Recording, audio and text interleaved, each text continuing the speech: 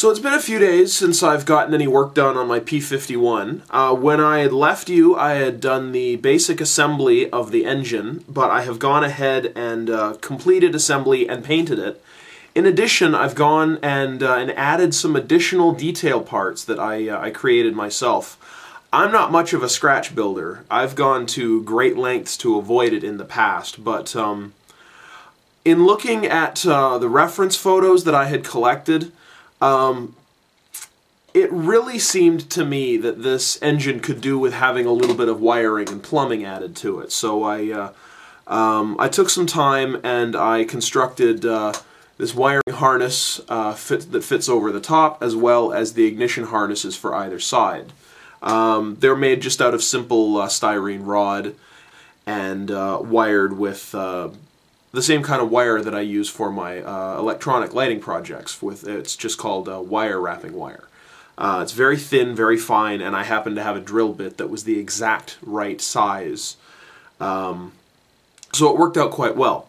Now, I'm a little bit apprehensive because I don't know how it's going to fit with the added parts. But if worst comes to worst and it doesn't fit, I can always just, you know, take them off again. They're only lightly glued in place, so I can just, you know, pull the wires out and you know, pop the glue free and just have the original basic engine. I'll have to paint it again, but it wasn't overly difficult to do. The instructions called for semi-gloss black, but the hobby shop has been out of semi-gloss black for the last several weeks, so I used just some regular gloss black and flat black and mixed them about 50-50, and added a little bit of my favorite shade of gray, XF80 Royal Light Gray, just to soften the blackness, because I find I don't really like working with like pure black because it doesn't really offer any contrast. So if you have a slightly lighter color, lighter shade of black, then, you know, that gives you that kind of scale appearance, I feel, more accurately. Not to mention, if you do a wash with actual black, there is a little tiny bit of color variation. Once that was done, though, I did some dry brushing with, I can't remember the color code, I believe it was Sky Gray, Tamiya Sky Gray. But overall, for what it's worth right now, the engine is basically finished. From here, it's time to start working on the cockpit and basic assembly of the fuselage. So I'm going to study my instructions here a little bit and figure out what I'm going to need. I do believe I'm going to need the runner with the fuselage parts on it a little bit later on, but I'm going to have to go through the instruction pages and figure out what runners I am going to need beyond that. I'm also going to need the one with the figure set. I'm not going to display it with a pilot figure, but there is this part right here, which I believe is the parachute canister, which sits on the seat when there's no pilot. So let's take a look at what we've got to work with. Alright, so on inspection of the instructions, it appears that pretty much everything that we're going to need for this assembly is on runner D, which has all the opaque parts. You've got your cockpit tub, which isn't really a tub, but it's your floor plate and rear panel. You've got your instrument panels. You've got your pilot seats. They've got two different versions. You got sidewalls for the inside the fuselage. You got your instrument panel back plate. You've got your rudder pedals, bulletproof plate for behind the pilot seat, and various controls and etc. other parts. Also the flight stick and probably the throttle controls are on here as well. But we're also going to need the runner of clear parts, primarily because we're going to need the armored glass piece right here, as well as one of these two instrument panel parts. And also, at some point in this build, we're going to be assembling the gun sight, which will have a few clear parts in it as well. I may hold off on that part of the build, though, until a little bit later, because I actually am going to need to get some advice before tackling that part, because it's going to involve attaching a photo etch part to a clear part. And I don't know if I've talked about this before, but the effect of superglue on clear parts, well, it can ruin them. The curing process of superglue produces a chemical that can fog your clear parts and is basically impossible to correct. So yeah, I'm going to do a little bit of research, I think, and hold off on building the gun sight, but we will still need this for the armored glass as well as the instrument panel faces. So, we're going to get started. This is actually where you're going to have to decide which version of the aircraft you're going to build, because there's 3 different color schemes that you can build, and there's each one has slight differences in arrangement of components. The instrument panels are all a little bit different. If you take a look at the instrument panels here, you can see the arrangement of the holes where the clear part would fit are all very slightly different between one to the other. Not to mention, they each have different pilot seats, some slightly different exterior details. They're still both P-51Ds, but you know, one is an early type, one is a later type, and then there's kind of an intermediate type in there as well. Now, I had settled previously on doing version A, which is the version that appears on the box art, because the red color on the, you know, plain metal or bare metal surface is really, really attractive to me. This is where you need to refer to your instructions, and it says for option A and B, they both use the same instrument panel, which is part D31. So, we're going to start by trimming off part D31. And we're going to find the appropriate instrument panel, or glass part, which is part L16. And we're going to make sure that it fits correctly. And it appears to. You might be able to see there's the glass part. You can see the reflection of the glass on there. I'm not going to attach the glass part now, though. I'm just going to set it aside, because obviously we're going to have to paint the instrument panel. But they've also included all of the instrument faces, all of the actual reading gauges on the decal sheet. Let's see if I can find that decal sheet. And you can see right there, there's the 2 different decals that they actually attach to the back side of this part. Alright, so the instructions call to have the rudder pedals installed before the instrument panel. But we're just test fitting here anyway, so...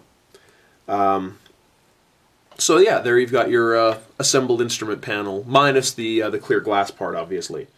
Now, the instructions at this point are calling for us to assemble the seatbelts and harnesses. I'm actually going to hold off on those, because I'm going to do probably an entire episode just about the photo etch parts, assembly of them, because at this point it's pretty much optional to do it right now, because they could be attached later on, because I'll have to paint this first anyway. But for now, we're just going to focus on the plastic parts and what little photo etch we can get away with right now. So next up, we're looking at the pilot seat. Again, because we're doing version A, it's calling for the simple 2-part bucket seat, as opposed to option C, which uses the more complicated 4-part seat. Now, the seat bottom, the bucket itself, has got these little tiny handles on it, presumably for adjustment. You can slide it forward, slide it back. And they're quite small and very thin and very fragile, so be extra careful when it comes to those. But as it is for now, we're just going to test fit the seat and see how it looks. And feels good. There is a notch and peg, so it does hold together on its own. There's no glue in there yet. So it is nice and sturdy. Let's just add a little bit of glue. At this point, the instructions are also calling for you to add the parachute container, but because it gets painted a different color, it gets painted gloss yellow as opposed to the interior green of the rest of the pilot seat. We're going to leave it off for right now. In fact, I'll probably paint it right on the runner because the connection point where it actually where it attaches to the runner is going to be obscured. So that way we don't have to worry about where we're going to grab it with a pair of tweezers or a gator clip when we paint it. So you need to. That's one thing that that will be helpful in your career as a modeler, is figuring out when, an efficient way to paint in that way. Next up, we're looking at the armor plate for the rear of the pilot seat, which is a two-part affair. So these kind of notch together. It's a pretty snug fit. Almost wouldn't even need any glue. In fact, there's a little molded-in recess on the armor plate that shows exactly where the tab is supposed to fit.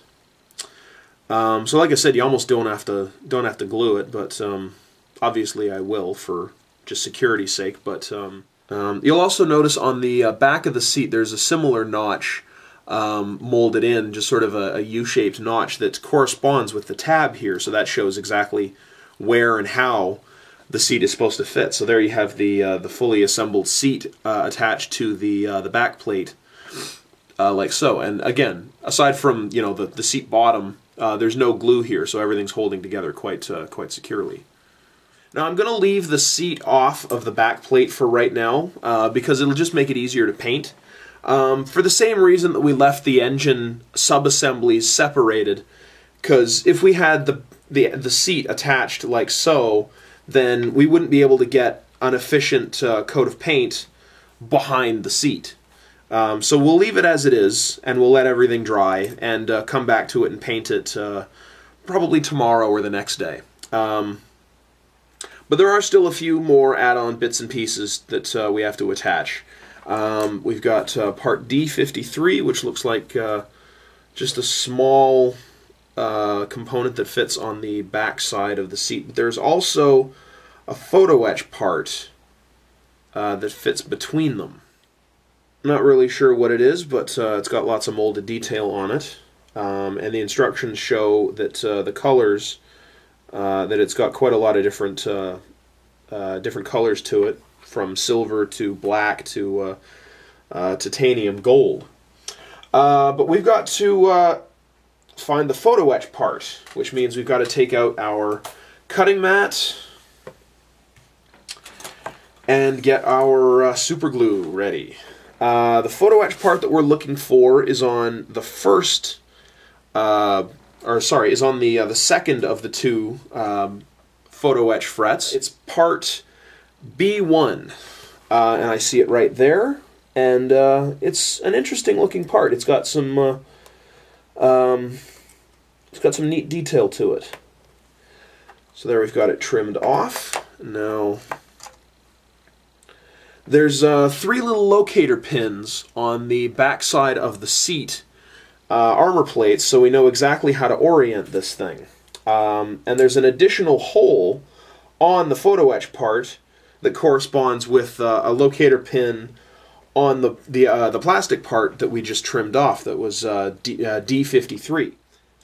So I've got my tweezers here. I've got the part inside my tweezers, and I'm going to actually make perfectly sure that I'm attaching this the right way, because I only got one shot at this, and the instructions aren't helping because they're showing it from the other side.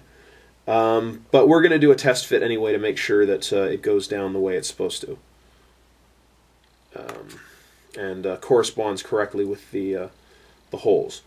And there we go. And that looks correct. So you can see, you might be able to notice there's some recessed detail etched into it there. Now I've got to get my super glue. So I've got a little bit of plastic film that I just trimmed off of one of the baggies that the parts came in. And I'm going to just put a little puddle of super glue on it. I'm not going to need a lot. I like to use the clear film because it's disposable, and the packages come with a lot of it. So there's no big deal if you need a little extra. You just go back in the box and get a little extra. So I've got my toothpick, and we're just going to do this the same as we've done with all the other photo etch we've applied so far. So there, I've got the plate is now glued in place, and now I'm going to take the add-on detail part, and again making sure that it's oriented in the correct direction. I'm going to grab it with my tweezers, and using my toothpick again, I'm going to apply a little bit of glue to the back of it, and careful that I'm applying it in the correct place and it's fitting into the locator pins correctly. And there. That's the photo etch plate and the detail part are both securely glued in place.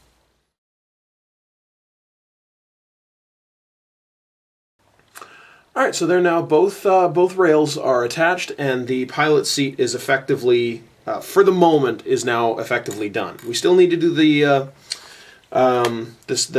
harnesses, but we're not going to worry about that for right now. So we're done for now, though, with our photo etch. So we are going to dispose of our adhesive and our toothpick. And we'll still need our tweezers, but I think we'll be done with the cutting mat.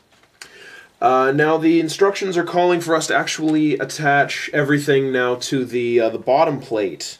So let's pull that off. All right, so there's the bottom, the floor of the cockpit, and this back deck, I believe, has the aircraft battery and radio system. You probably can't see it. I say that a lot, I know.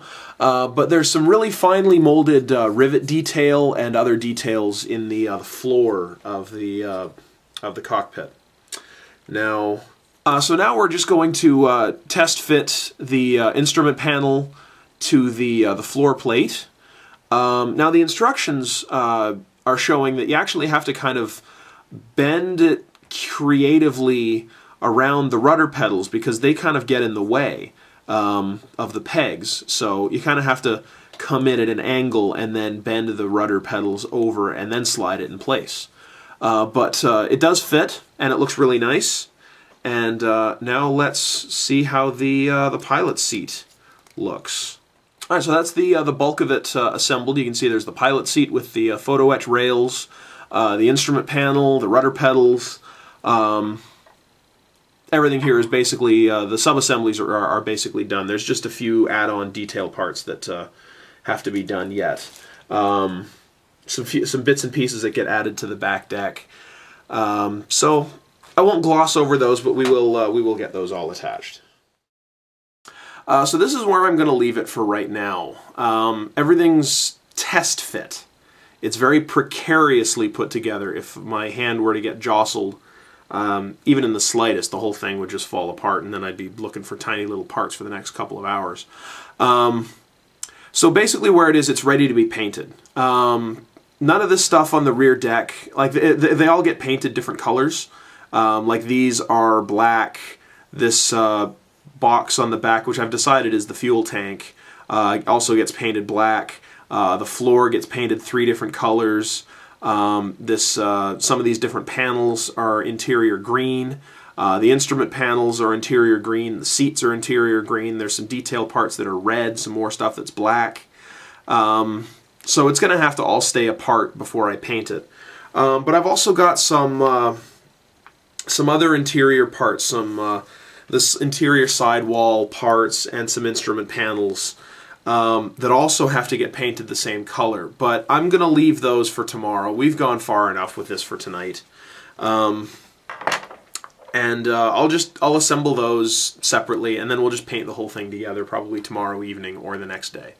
So we're going to leave it where it is. Like I said before, I haven't and I'm not going to do the gun sight just yet because I need to get some advice from that, particularly regarding the photo etch. But yeah, we're going to leave it where it is and come back to it probably tomorrow. So thanks everyone out there for watching, and happy modeling.